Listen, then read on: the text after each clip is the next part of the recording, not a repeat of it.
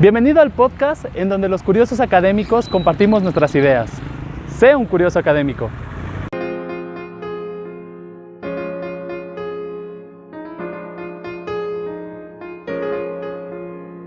¿Por qué este contexto de competencias? ¿Por qué hablar del status quo? ¿Por qué proponernos ir más allá de un aula tradicional? Lo primero es tener en cuenta de que el mundo está cambiando. Por allí tenemos una imagen en pantalla que nos invita a reflexionar desde un puzzle creado con entornos digitales, entornos presenciales, personas que van, personas que vienen, hay distintos elementos de creación y esto implica un cambio de paradigma.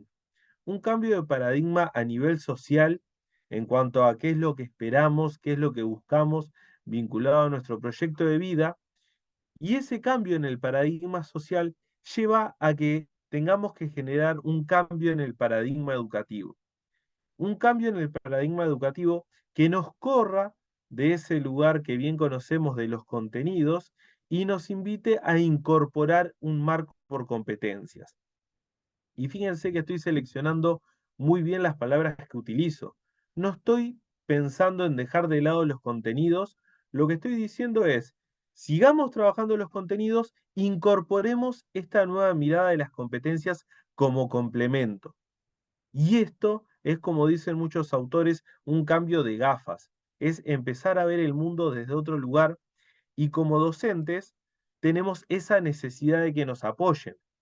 Necesitamos distintos elementos que nos acompañen en esta transición a un modelo totalmente diferente en el cual no nos formaron de esa manera y no nos formaron para trabajar en competencias, por lo cual estamos en un mundo muy distinto que tenemos que empezar a repensar y para eso tener un apoyo docente como puede ser este libro es maravilloso. Además, un libro así tiene la excusa de poder llenar un vacío que tiene que ver con una falta de bibliografía específica. Aquí en Uruguay, de donde les saludo, al igual que en muchos países, se están generando distintas transformaciones educativas. Más allá de si hablamos de competencias, si hablamos de habilidades, si hablamos de destrezas, la propuesta es básicamente la misma, poder desarrollar estas cuestiones transversales, como puede ser la comunicación, como lo es el pensamiento crítico, que apoya al desarrollo integral del estudiante. Y en esta falta de bibliografía específica aparece este libro a llenar ese vacío, a apoyar al docente que entiende que debe impulsar estos cambios dentro de su aula y, por qué no, también pensar a la escuela como ese aparato ideológico que promueve un mundo más utópico, donde la inclusión sea un hecho, no solamente un sentimiento, donde haya empatía, donde los estudiantes realmente estén empoderados. Tres grandes puntos. Cambio de paradigma, necesidad de apoyo docente, falta de bibliografía específica.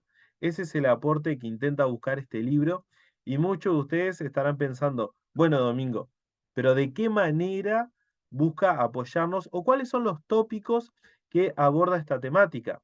Porque en Uruguay hablaremos de la TCI, que es la transformación curricular integral, pero quizás en México podremos hablar de las NEM, que son las nuevas escuelas mexicanas, y así en muchos países hablamos de marcos que rozan esta visión más integral del estudiante.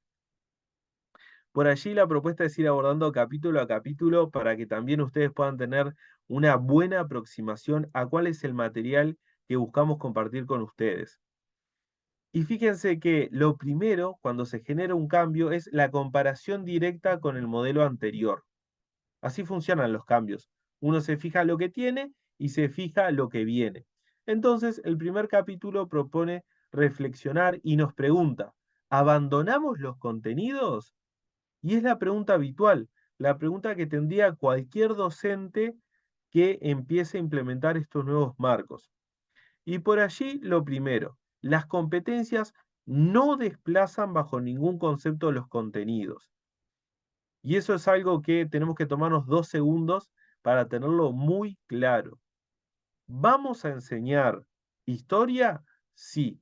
¿Vamos a enseñar química? Sí. Los contenidos van a seguir estando.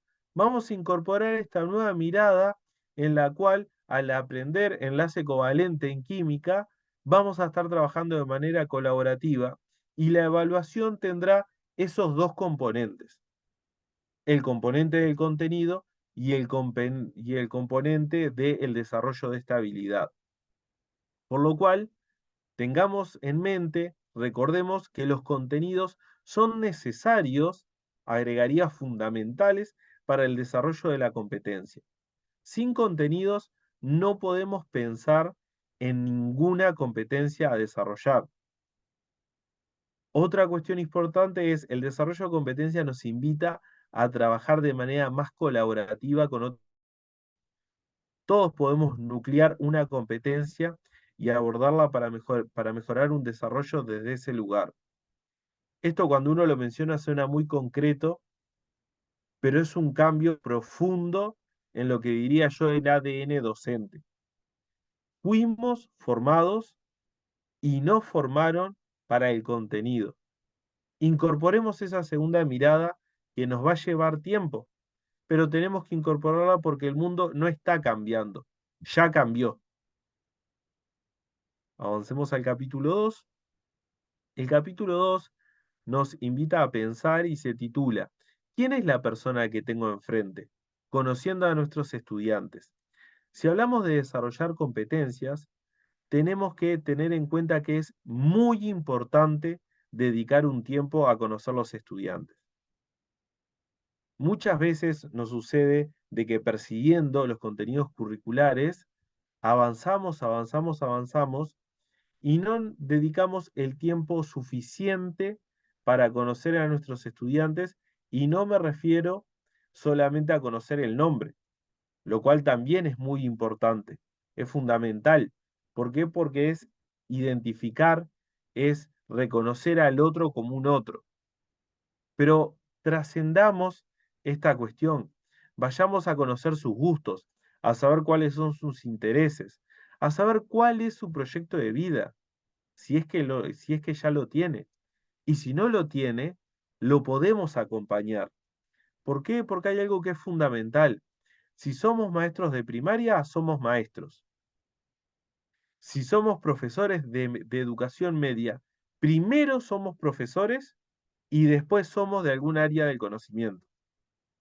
Por lo cual, no tenemos que olvidar el rol de la educación, que en parte es formar ciudadanos.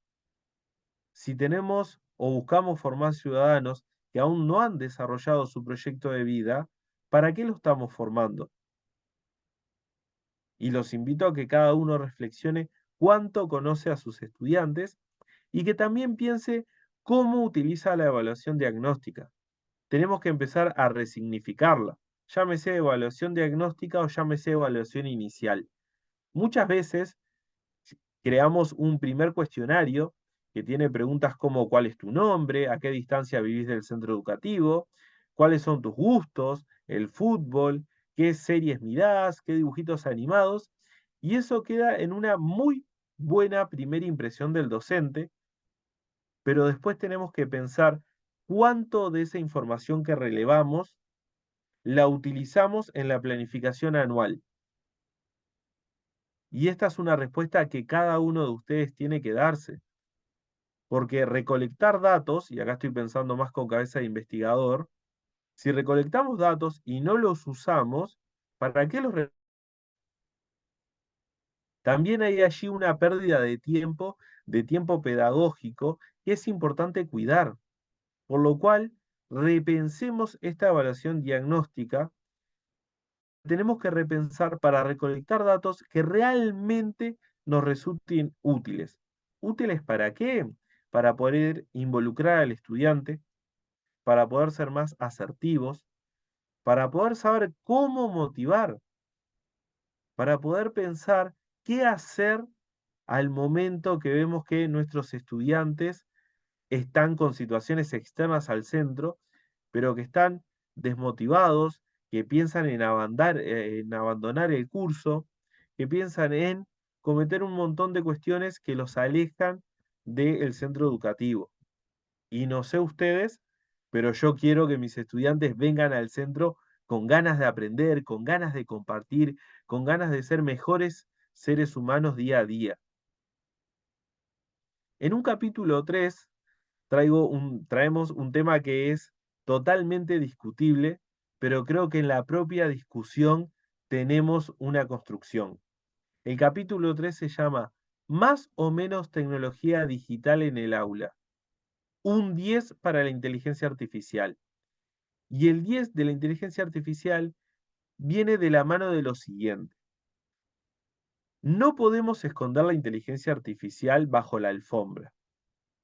No podemos negar la existencia y mucho menos podemos negar que nuestros estudiantes utilicen la inteligencia artificial. La pregunta es, ¿cómo la utilizan? ¿Cómo la utilizamos nosotros como docentes? No importa cuánta tecnología tengamos en nuestras aulas, no importa si tenemos una pizarra interactiva, no importa si solo tenemos un celular, lo que realmente importa es qué vamos a hacer con esa tecnología y cómo la vamos a poner al servicio de los estudiantes para mejorar la calidad de los aprendizajes, entendidos estos como el desarrollo de esas competencias y la adquisición de los contenidos. Es fundamental que como docentes empecemos a naturalizar determinados recursos que ya están disponibles. La inteligencia artificial, si el estudiante la usa solo, no va a ser un buen uso. Y estoy hablando de un buen uso en dos sentidos. Un uso ético de la herramienta y por el otro un uso o un buen uso técnico. Para eso tiene que estar el docente y en pantalla estamos proyectando una imagen en donde vemos una maestra apoyando a sus estudiantes en el uso de las nuevas tecnologías, que es fundamental. No podemos soltar a nuestros estudiantes al mundo de la Internet.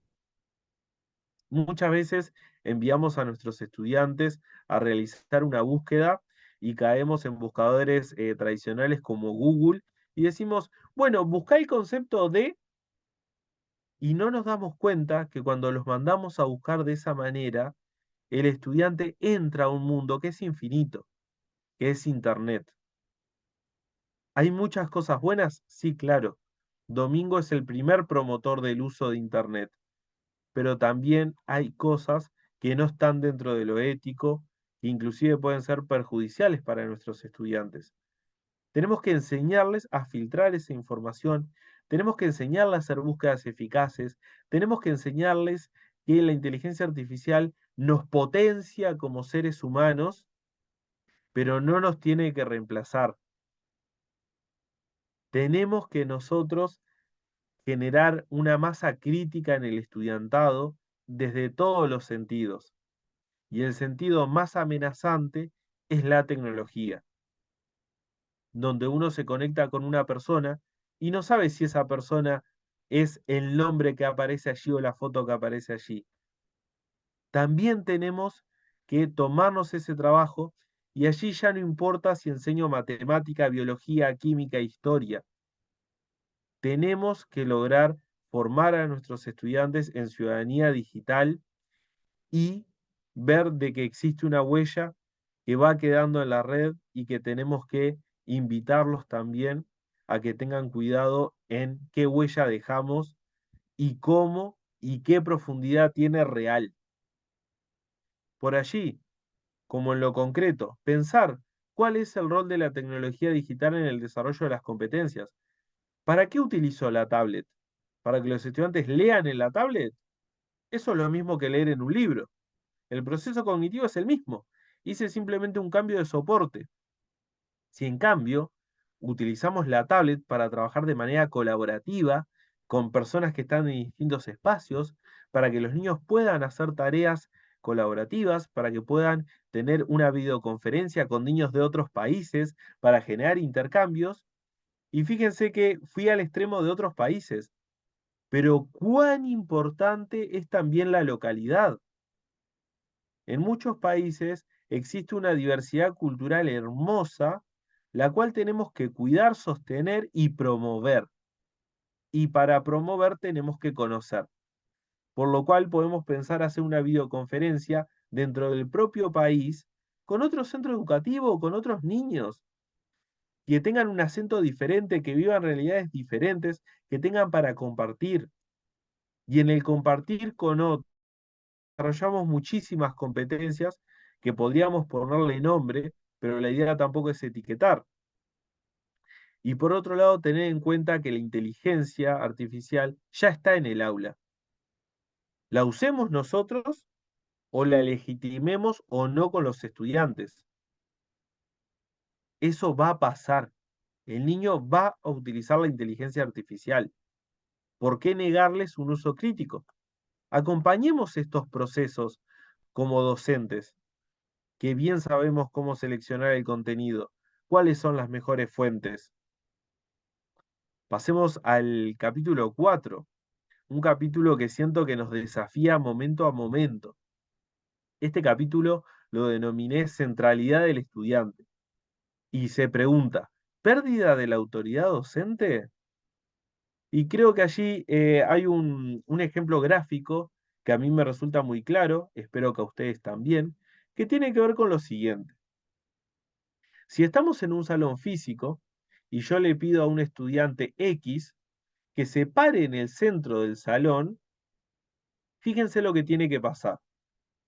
Yo se lo tengo que pedir, el estudiante tiene que aceptar pararse en el centro del salón y ningún otro estudiante, ninguna otra de las personas presentes, se tiene que parar en ese lugar.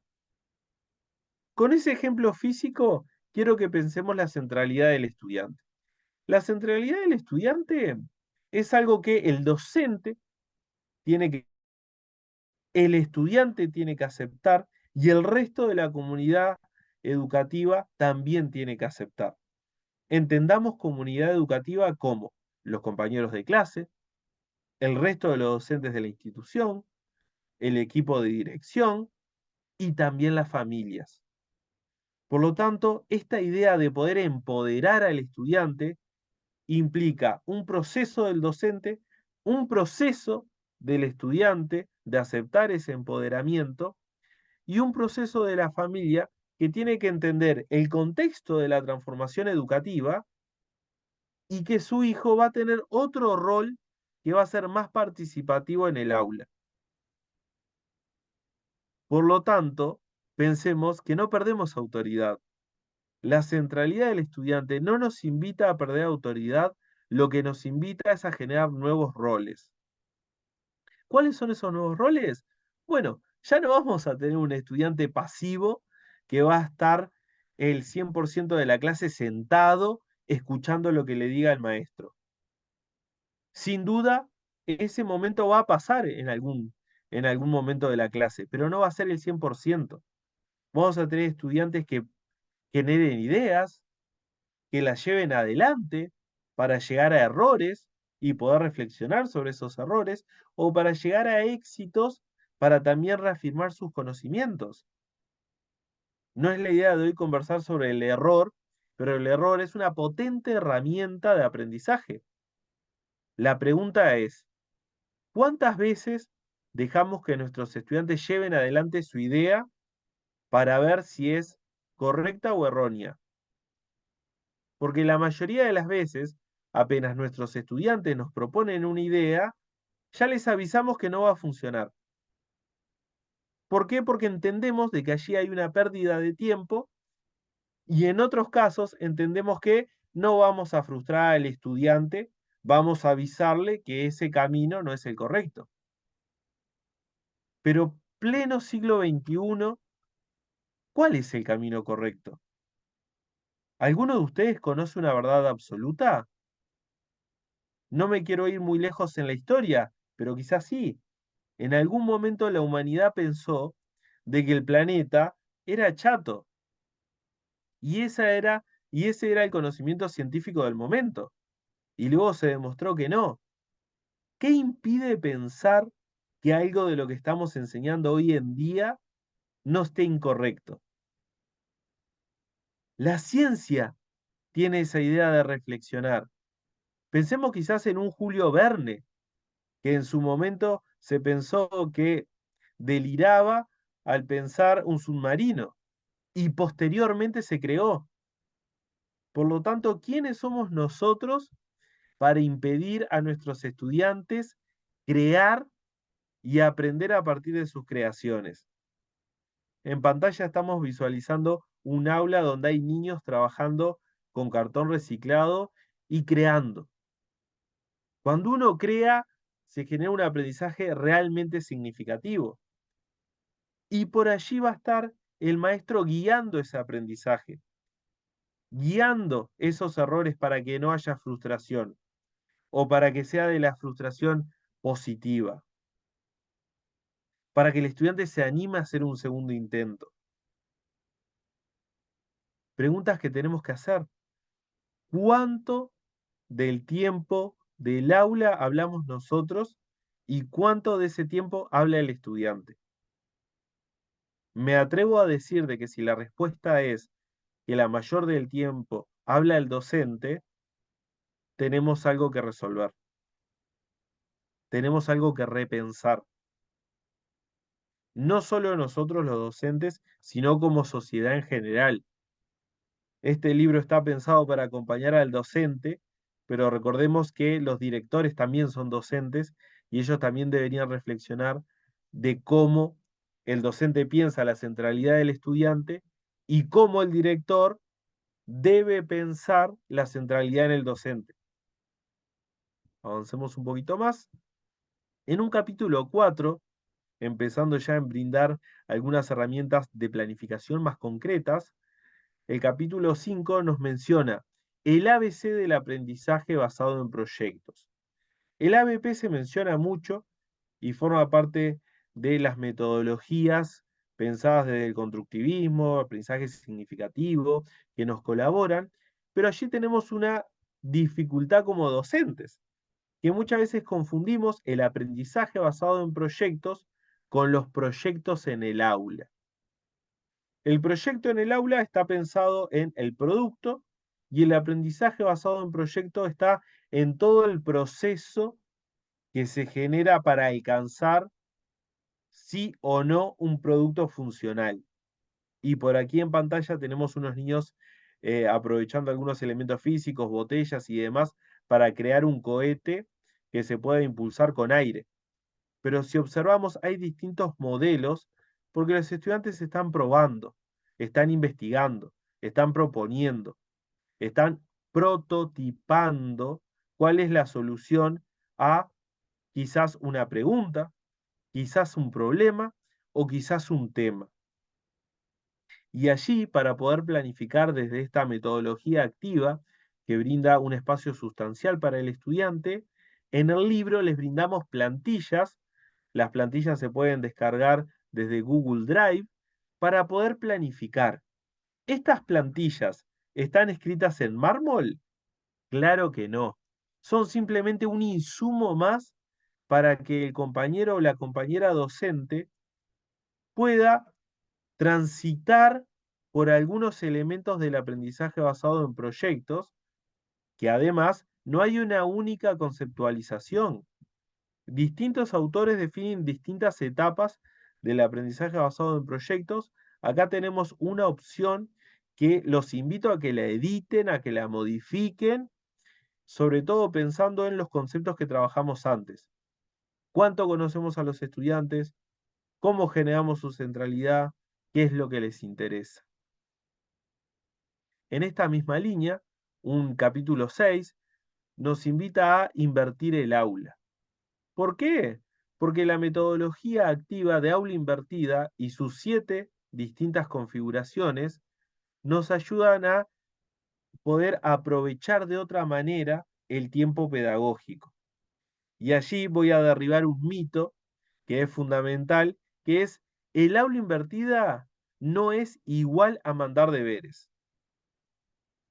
El aula invertida lo que implica es transferir algunos procesos que se daban en el aula a un lugar distinto para poder capitalizar mediante la experiencia docente el trabajo en el aula. Ejemplo, Si nosotros pensamos en que el estudiante conozca, el proceso cognitivo de conocer es un proceso cognitivo básico, por lo cual eso no precisamos hacerlo en el aula, lo puede hacer fuera del aula. ¿Qué proceso cognitivo vamos a hacer en el aula? Experimentar. ¿Por qué? Porque para experimentar sí requerimos invertir más energía cognitiva, porque es un proceso superior.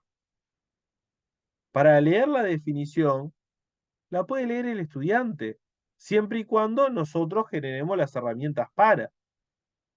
Ah, tenemos también un cómo planificarlo. Tenemos una plantilla para el aula invertida, que es una plantilla que además ha sido modificada en el tiempo. Hace varios años que la vengo trabajando en distintas publicaciones y ha llegado a este último libro con una versión bastante mejorada, pero que sin duda se puede seguir mejorando. ¿Por qué? Porque nada es perfecto y en la práctica docente siempre estamos experimentando. Hay un componente de laboratorio vivo en el aula que tenemos que entenderlo de esa manera.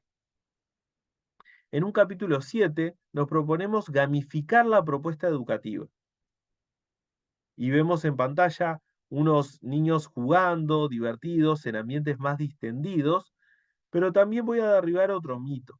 Gamificar no es solo jugar. Tenemos que tener en cuenta que gamificar es poder rescatar esas técnicas, esas estrategias que aparecen sobre todo en los videojuegos, que son altamente motivantes, para aprovecharlas en el aula.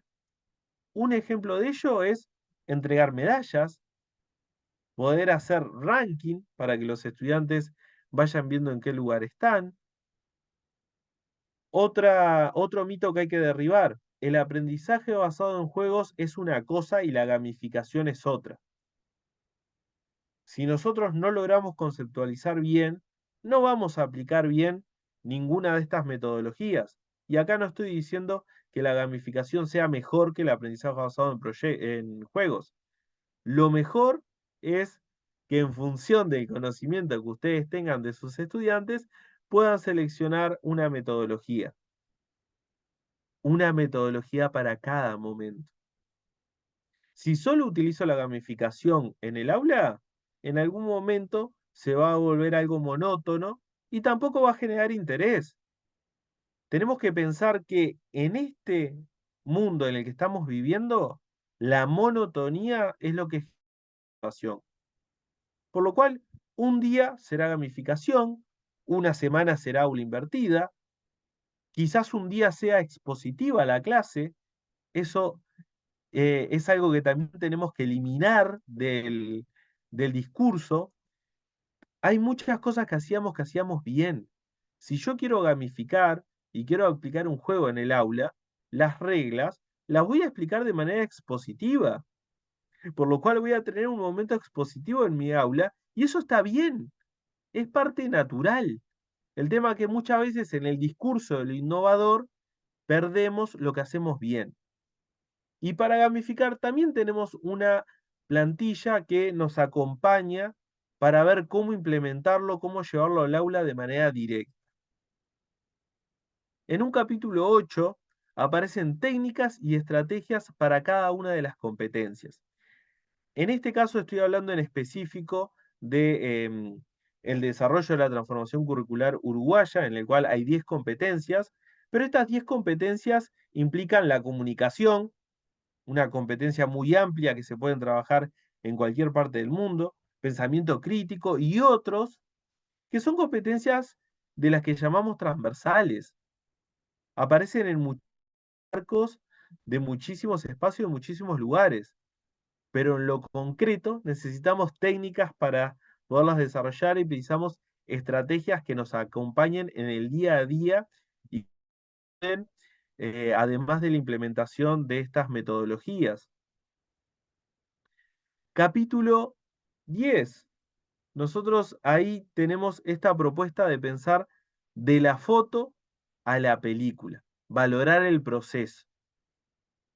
Por mucho tiempo generamos evaluaciones en las cuales simplemente un escrito, una maqueta pero era esa foto de ese momento, de ese trabajo en particular. Dejemos de pensar en solo la foto y agreguemos la película como esto que dura en el tiempo y que se puede pensar como la compilación de todas esas fotos del día a día. ¿De qué estoy hablando? De una evaluación formativa. ¿La evaluación sumativa la tenemos que eliminar? No. La sumativa tiene que seguir estando. La tenemos que complementar con una evaluación formativa, con instrumentos de evaluación que puedan acompañar esos procesos. Les podemos dar listas de cotejo, le podemos decir escalas de apreciación, le podemos decir rúbrica, le podemos decir diana, la que ustedes quieran, pero instrumentos que acompañen ese proceso. Porque si el proceso no lo acompañamos, ¿quiénes somos nosotros para evaluarlo? Y tomémonos unos segundos para reflexionar eso. Si no acompañamos el proceso, ¿por qué nos creemos con derecho de evaluarlo? Empecemos a acompañar procesos en el día a día de nuestros estudiantes. Y por allí un último capítulo que nos invita a reflexionar más como colectivo docente, y este se titula Ningún docente es una isla. Quizás esto lo planteo más desde una utopía o desde un deseo personal, pero en el siglo XXI podemos contactarnos con gente de distintos países. De hecho, esta conversación es prueba viviente de que así es, que podemos dejar de ser islas y empezar a generar una cultura de colaboración docente, poder generar un capital profesional de que trascienda barreras geográficas. Está bien, Uruguay tiene lo específico, México tiene lo específico, Bolivia lo tiene, Japón lo tiene que son transversales, que tienen que ver con valores humanos, con valores universales, que todos los docentes queremos trabajar. Por lo cual, tenemos que empezar a unirnos.